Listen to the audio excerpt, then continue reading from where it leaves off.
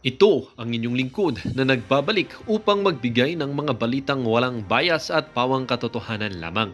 Ito ang Bayang Pinas. Ang isyong ito ay naging usap-usapan sa buong bansa at iba't ibang social media platforms. Congressman Benny Abante naghugas kamay dahil nga nasindak dito kay Tatay Digong dahil binulgar na ang kanyang kabalbalan na pinaggagawa sa loob pa mismo ng Kamara. Dito nga mga kaibigan ay nilabas na nga ni Tatay Digong or ni former President Rodrigo Roa Duterte ang alas na hawak-hawak niya na panglaban dito kay Congressman Benny Abante at ang rason kung bakit patuloy ang pag-imbestiga niya dito sa war on drugs. Kung alam nyo mga kaibigan, ang rason lamang ni Congressman Benny Abante dito kung bakit niya iniimbestigahan ang war on drugs ay dahil nga siya ang commissioner on tinatawag natin human rights. Katulad nga ng mga kaibigan, kung ating maalala, meron nga naman mga kaibigan na talagang nalabag na human rights nung panahon nitong si former President Rodrigo Roa Duterte, kung saan ang mga kapulisan ay talagang ginagamit ang kanilang kapangyarihan o talagang sumobra na nga sila. Ngunit mga kaibigan ay hindi naman kasalanan nito ni former President Rodrigo Roa Duterte. Ang may kasalanan na dito ay ang mga pulis na tinatawag nating tiwali na talagang mukhang pera. Katulad na lamang nitong mga pulis na talagang naalis sa kanilang mga posisyon dahil nga sa sobrang paggamit nila ng kanilang kapangyarihan. Kaya na lamang hindi maiwasan ng ating mga netizen na magbigay ng kanilang mga hinaing at opinyon. Bukang bibig mo reward system, Abante. Iyang mga mamahaling gamit mo, saan naman galing yan? Suhol, reward o anong term mo nakuha mga yan?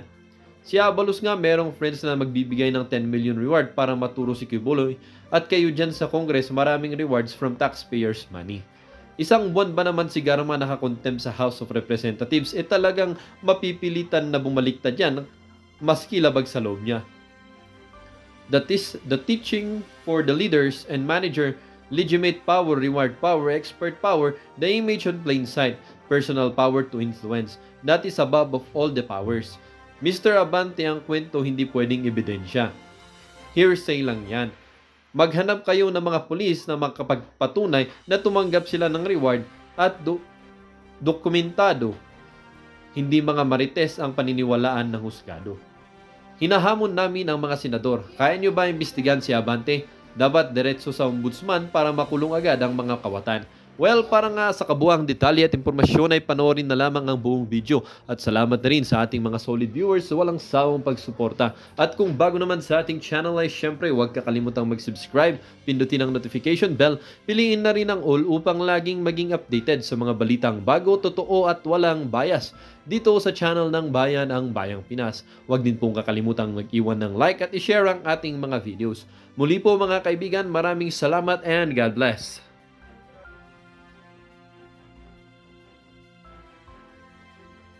Sources of yung funds na ginamit for rewards?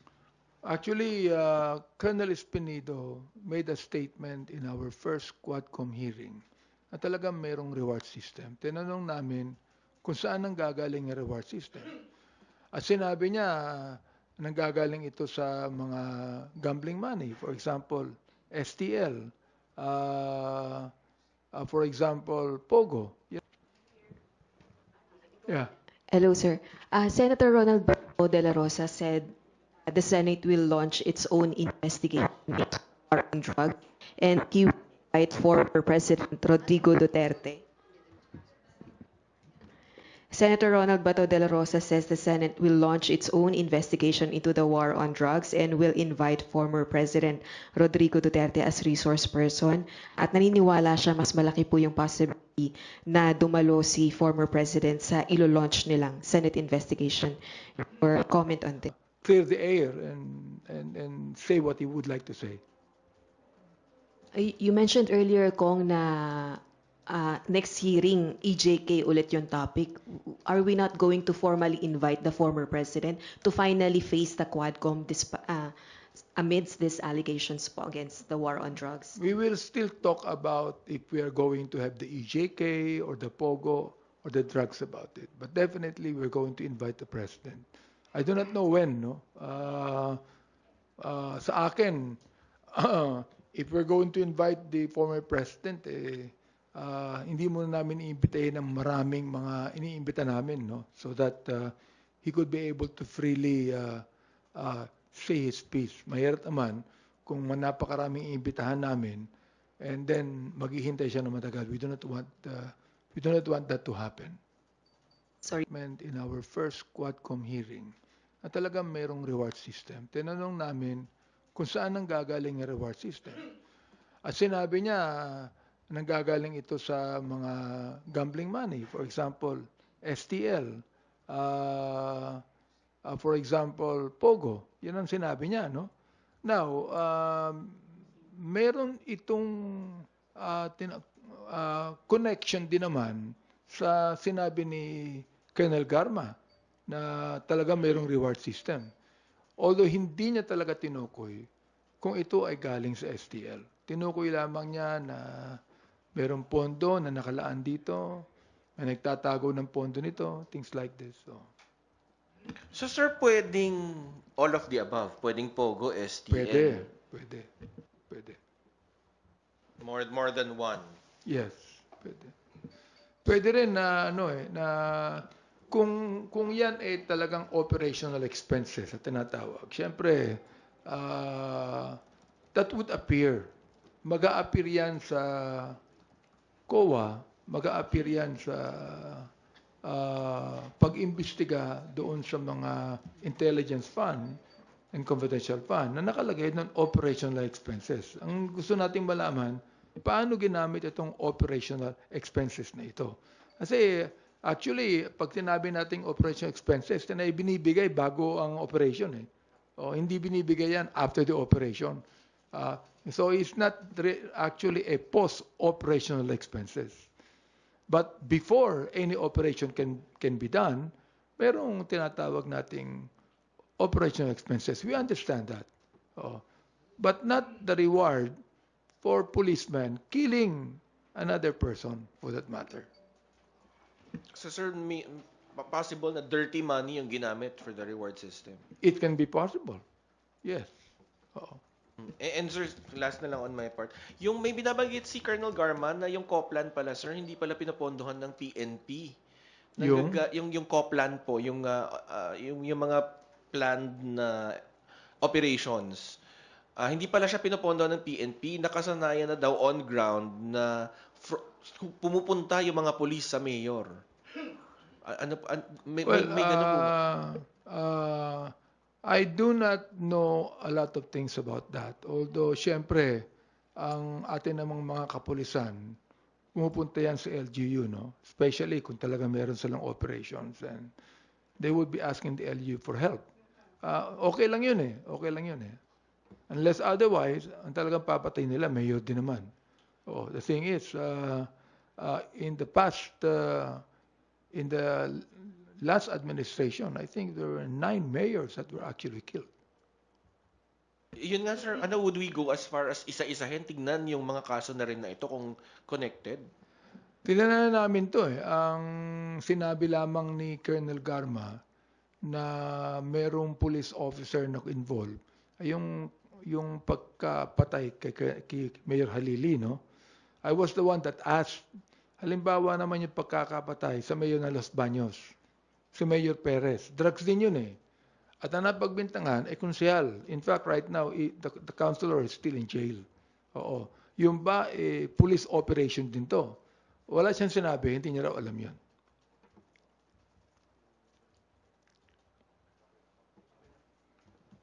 Kong, Ian Cruz po, GMA. Yes. Sir, may testigo na ba tayo na magsasabi na galing nga sa CIF yung ginamit na pera sa Tokhang?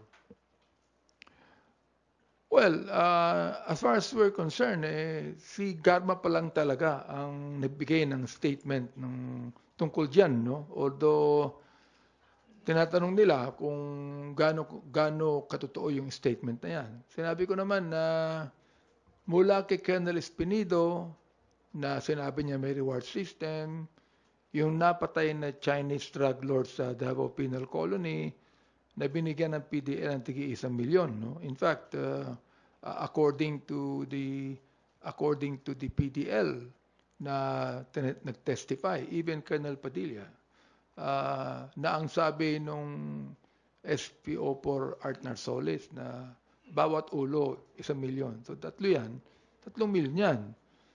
Pero 1,000,000 lang ang binigay sa kanila. And yung dalawang PDL, they gave that 1,000,000 to their wives o anak. Ano? So, sa kanila, naloko sila doon. Pangalawa, they were actually promised liberty. No? Tanggalin na yung kaso. But instead of that, they were even charged ng homicide.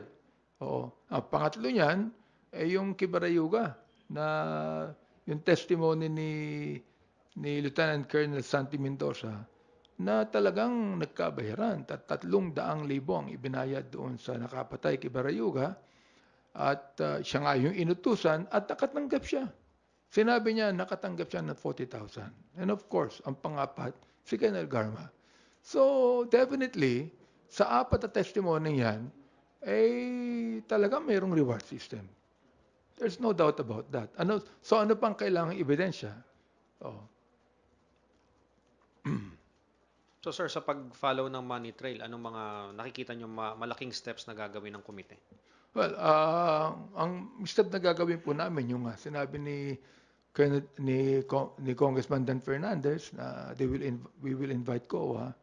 And then, of course, also, tatanungin namin yung AMLA tungkol sa palipat-lipat ng perang yan, kung saan nanggaling yan, kung saan napunta yan, kung sino ang nag-spend yan. I would think that AMLA would know about it. Congressman, sa tingin nyo, marami pa bang sasabihin si Colonel Garma? Ang dami na niyang sinabi niya malalaki, pero meron pa ba siyang sabi nga nila, meron pa bang tayong hinihintay sa kanya? Palagay ko, meron pa hindi ko pwedeng isawalat sa lahat sa inyo. Meron pa. In fact, meron nang nagka-come forward sa amin on their own na nagbibigay ng salaysay. We still do not know kung ano yung sinumpiang salaysay yan. In fact, yung affidavit na ginawa ni Garma, nagulat kami lahat kasi binigay sa amin yan. Nagkaka-com hearing na kami. That was given to us. Kaya nagulat kami sa revelation ni Colonel Garma. Si Leonardo po, si NAPOLCOM Commissioner, kailan po siya magsasalita at sa tingin nyo, may malaki din ba siyang papasabugin? Until such time that Colonel Leonardo would submit to us a signed affidavit, doon namin siya isasalang. Doon lamang. We still do not know what the status of his mind is. Pero meron na bang inclination na magte-testimonya siya kagaya po ni Colonel Garma? Sa akin palagay, sa akin lang personally, palagay ko meron na we only do not know when that would be, or perhaps in our next hearing, he'll be submitting to us ang kanyang sign na sinumpaang pagsalaysay, whatever it might be. Sana this coming October 22, supposedly, when we have the next hearing, na may sasalang namin si Colonel Leonardo. Congressman, yung mga class 96 at 97 na mga PNPA, meron na bang lumapit sa inyo na sinasabing may nalalaman din po sila? Wala pa naman. Wala pa naman lumalapit sa amin. Ay. Yes.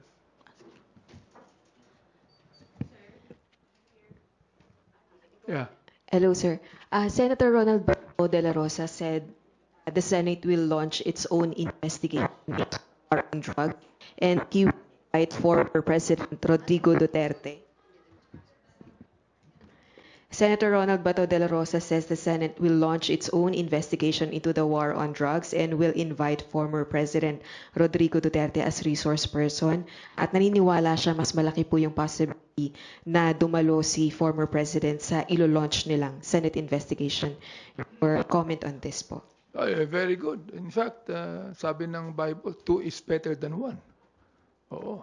May partner na kami sa Senado when it comes to investigation.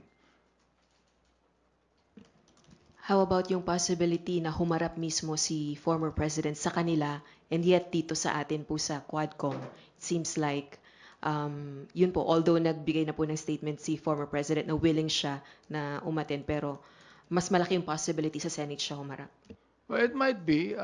It's up to him actually. Although he in-indicate na niya na haharap siya if he's invited. No? So, sa amin, okay na okay yun eh. Hopefully, he will come and clear the air and say what he would like to say. You mentioned earlier, Kong, na next hearing, EJK ulit yung topic.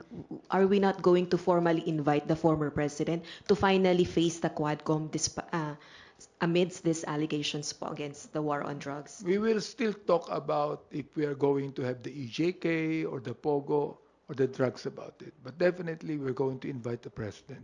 I do not know when, no? Sa akin, if we're going to invite the former president, hindi muna namin iimbitahin ng maraming mga iniimbita namin, no? So that he could be able to freely say his piece. Mahirap naman kung napakaraming iimbitahan namin and then maghihintay siya na matagal. We do not want that to happen. Sorry, sir. Pero hindi ho ba maaapektuhan yung pong inyong investigation na ginagawa kung sa Senate siya unang humarap dahil naka-8 public hearing na po yung Quadcom and palagi pong nadadrag yung pong si former President Duterte? Hindi naman siguro sapagkat malalaman naman namin kung ano nga sabihin niya sa Senado. Eh. Whatever he will say, no, babantayan namin maigi yan. Eh.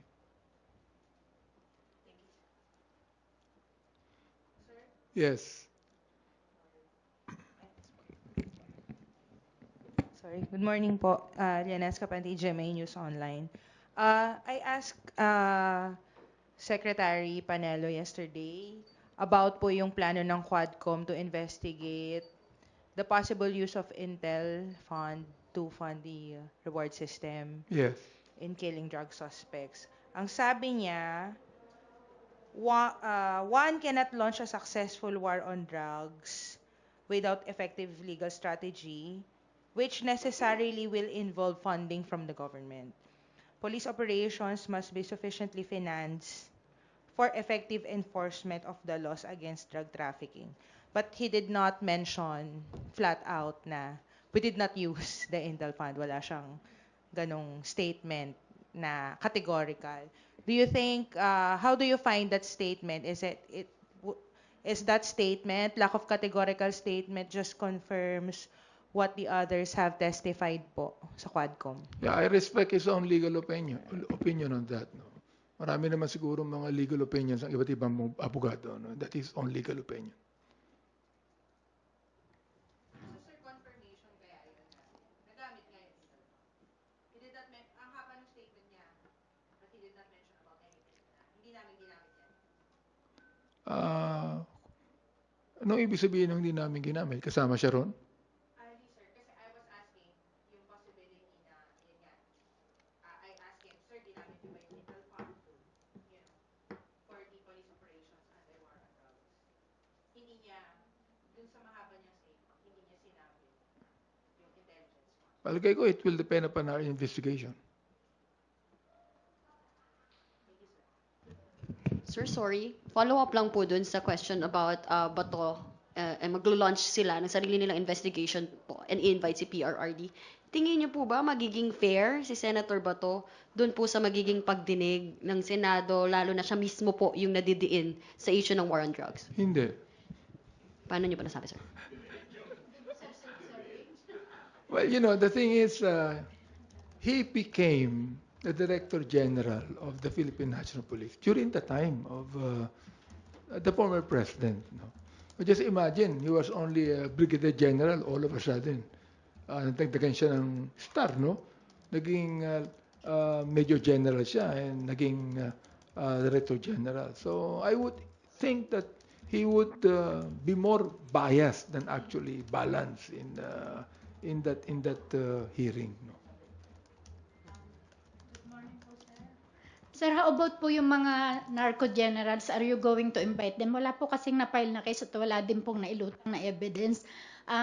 Nabrand po sila dahil close sila sa isang presidential candidate kay former DILG Secretary Marojas na identified dun sa Novotel. Sinabi na pong narco generals agad. Pag amin na pong iimbestigahan ng drugs, dangerous drugs, palagay ko we will now be able to know and invite who the narco generals are. At this point in time, hindi pa masyado naming pinag-uukulan ng pansin yan. Good morning, Kong. Yes. Here, right here. Sir, so are you seeing conflict of interest sa investigasyon ng Senado or their planned investigation dito sa war on drugs? I really do not know if most of the senators would agree to it. No? Sinabi lang yan ng isang senador. So, there might be. But we do not know. No? We still have to wait until such time that it will happen. On the details lang po nitong pag-tap ng AMLC sa investigasyon ng Quadcom, nag-reach out na po ba ang Quadcom to the AMLC? And on the particulars po, kani-kaninong bank accounts po yung titingnan? For example, dun po ba sa mga involved sa killing, for example, ng 3 Chinese within the Davao Prison and Penal Farm? Or dun sa mga involved kay Wesley Barayuga? We have always invited the AMLC to come and be in our hearing, no? Because of the POGO, o yung money trail ng POGO. Hindi pa namin sila natatanong kung yung money trail that happened in the EJK operations. Ngayon pa lang. Kaninong transactions po yung particular na titingnan? Yung Transactions? Kaninong particular transactions po yung titingnan, sir? on the basis of the revelation of Colonel Garma.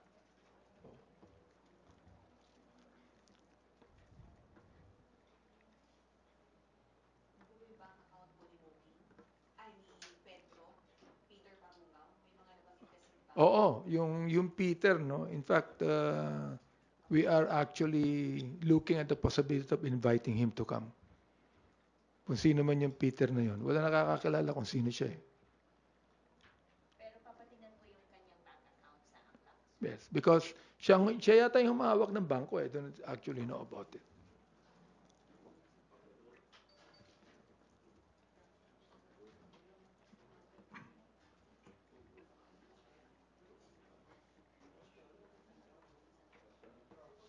Yung mga banks, papatawag din ba natin? Sir, kasi doon sa affidavit ni Garma, naka-specify yung mga banks eh. May mga banks po na specify doon sa affidavit. Papatawag din po ba natin sila? Hindi yata na-specify ni Garma kung anong bangko. Pero sinabi niya na mayroong bangko. So we're gonna find out kung anong bangko yan. Pag nakita namin, nalaman namin kung anong bangko talaga yan, well, of course, papatawag po namin yan.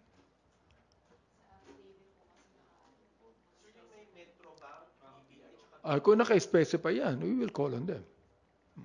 Definitely. You don't see naman na magiging hurdle yung bank secrecy law, ganyan, wala nang kailangan. Hindi naman siguro. I mean, I think that the AMLA would know about it. I think that the bank will be honest about the transactions.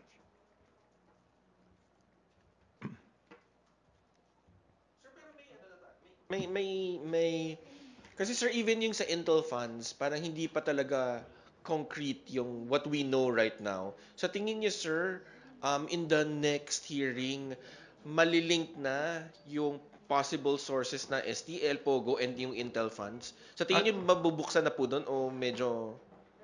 In our hearing, there'll be no let-up. No?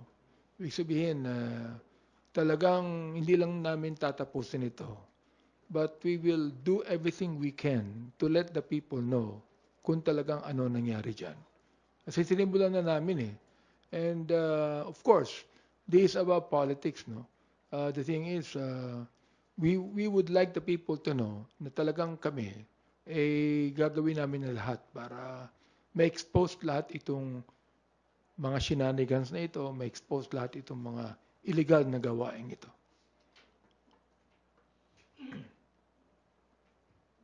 Kung may idea na ba ang Quadcom kung dun nga sa nababanggit ni Sandro kanina, go sa TFF or dun sa STL, anong bulk ng money ang pinanggagalingan po? Kung may idea kami, meron, no? Although we cannot say pa definitely kung ano 'yun, no? Kahit nasa Pogo may mga iimbitahan kaming bangko tungkol diyan to be able to find out the money trail. Pero hindi pa ngayon pag pinag-usapan ng GH kasi umaabot kami ng hating gabi, no, just to talk about a search at nagagamit diyan Oo. Sa estimate namin umaabot ng I do not know kung pero malaki.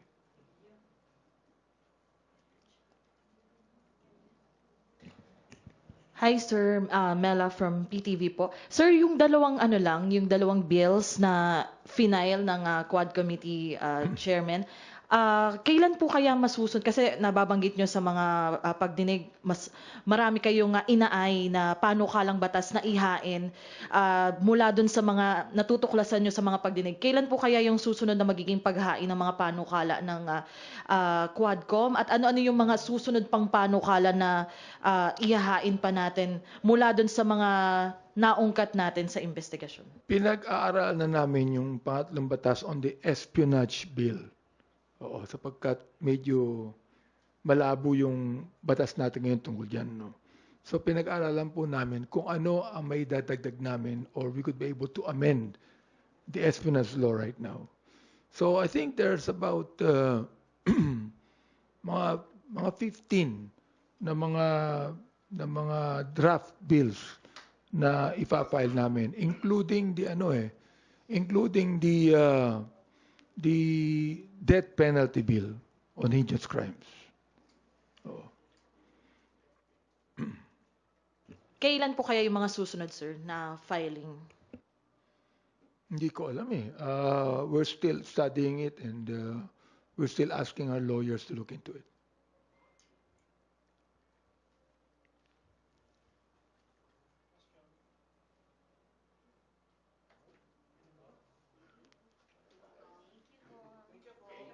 Salamat. Can I just say something? Gusto ko lang magpasalamat po.